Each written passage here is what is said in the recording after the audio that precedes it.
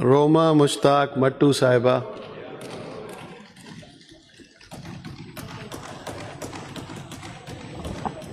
Sir, नहायत ही अफसोस के साथ पाकिस्तान पीपल्स पार्टी की वफ़ादार एक्टिव 46 सबा हैदर जो इतने दिनों से सर बीमार थी, आज इंतकाल कर गई है। सर, दुआ है कि खुदा ताला उसकी फ़ैमिली को तसल्ली दे और उसे खुदा ताला जन्नत फिरदौस में जगह अता फरमाए। शुक्र खुदावन की उस बख्शिश का जो बयान से बाहिर है। हम कल भी सरेदार सताकतों के आमीन थे, हम आज भी इनकारे हकीकत ना करेंगे। मसीह खुदावन के पाक नाम से जो आज मेरी मोअज़्ज़िज़ अवान में मौजूदगी का सबब है, मैं शुरू करती हूँ। थैंक यू स्पीकर साहब, thank you very much for giving me this opportunity to speak on the Sindh budget 2026-27।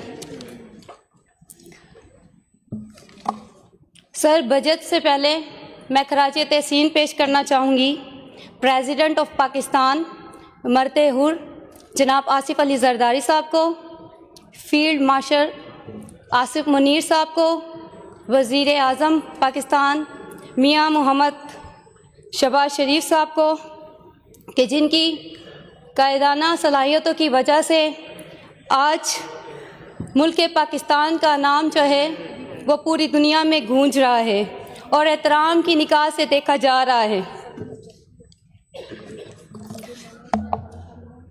Sir, मैं सलाम पेश करती हूँ और खराजे तहसीन पेश करती हूँ वज़ीर आला सिंध सैयद मुराद अली शाह साहब को और उनकी पूरी टीम को कि जिन्होंने इतने मुश्किल हालात में इतना ज़बरदस्त दोस्ताना बजट बनाया।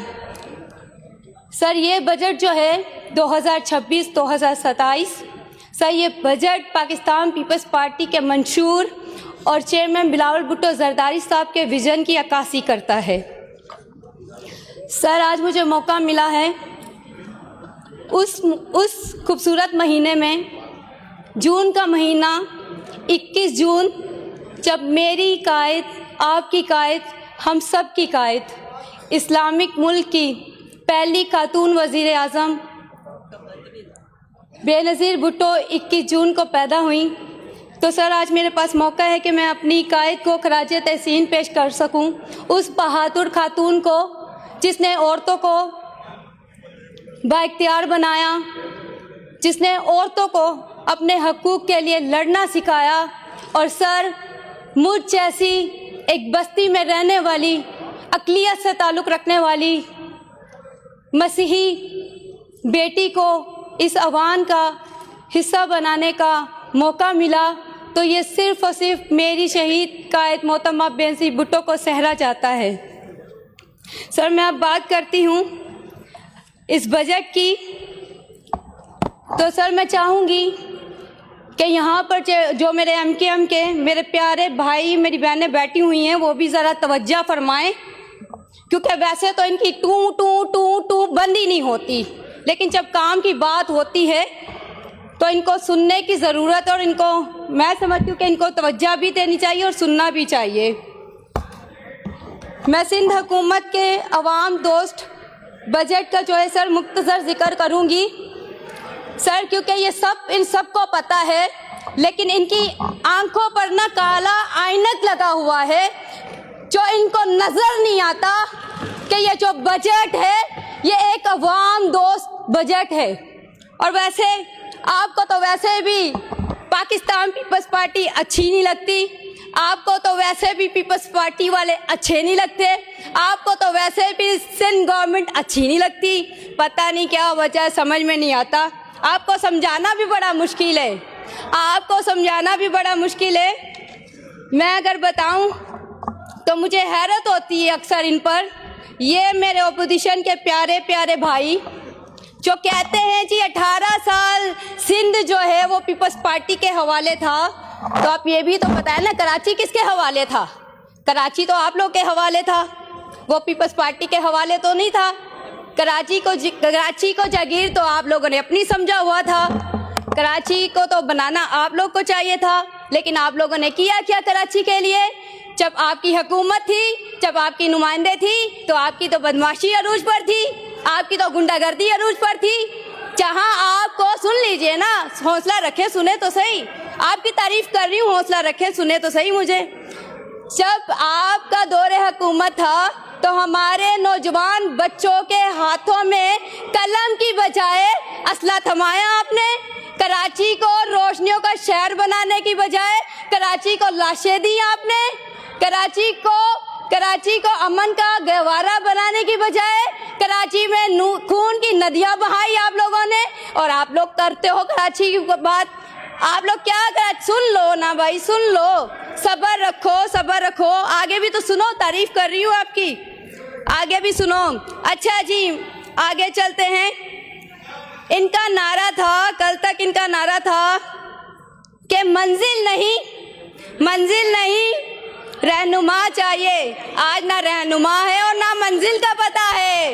हाय अल्लाह, ये बेचारे लोग, ये सियासी यतीम लोग, तौबा तौबा। तो सुन लीजिए, आपकी तारीफ कर रही हूँ, अभी तो बहुत कुछ बाकी है। आप इस पे ही उछलना कूदना शुरू हो गए।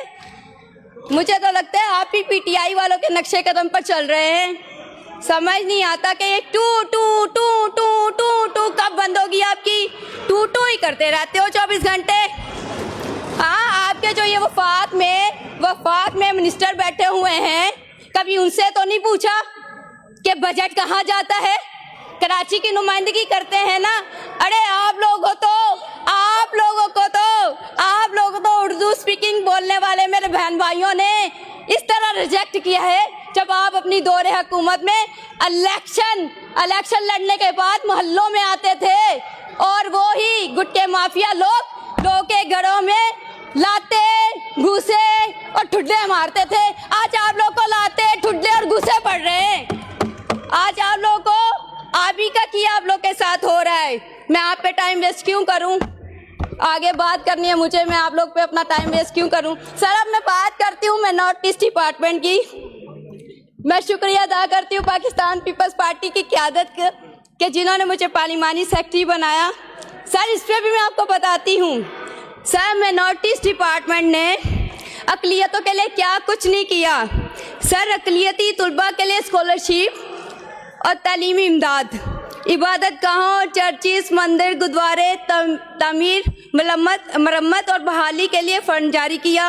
मजहबी त्योहारों के मौके पर खसूसी ग्रांट्स और माली मामनत, अक़लियती बलादरी के मुस्तहिक अफराद के लिए माली इमदाद और वेलफेयर प्रोग्राम, सेहत की सहूलियात और मेडिकल इमदाद। सर, अब मैं बात करूं तो इन्हीं के दो नुमाइंदे मैं नॉर्थ ईस्ट डिपार्टमेंट से फंड लेते हैं। सर, वही फंड लेते हैं जो पीपल्स पार्टी के नुमाइंदों को मिलता है, फिर भी इनका रोना डोना लगा रहता है। हमें क्या मिला, हमें क्या दिया?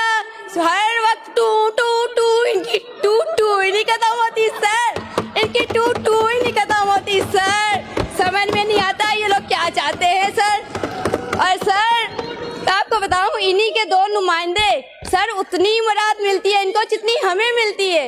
हम पीपल्स पार्टी के नुमाइंदों को मिलती है, सिंध गवर्नमेंट के नुमाइंदों को मिलता है। सर, जहेज फंड भी इनके नुमाइंदों को मिलता है। सर, स्कॉलरशिप्स भी इनको मिलती है। सर, सोने पे सुहागा। सर, ये कहते हैं पीपल्स पार्टी ने इनको क्या दिया? सर, मैं नॉर्थ ईस्ट डिपार्टमेंट में अभी जो स्कॉलरशिप्स हुई हैं, मुझे बताते हुए खुशी भी महसूस होती है और अफसोस भी होता है कि फिर भी इनकी टूटू बननी होती, सर, स्कॉलरशिप इन्हीं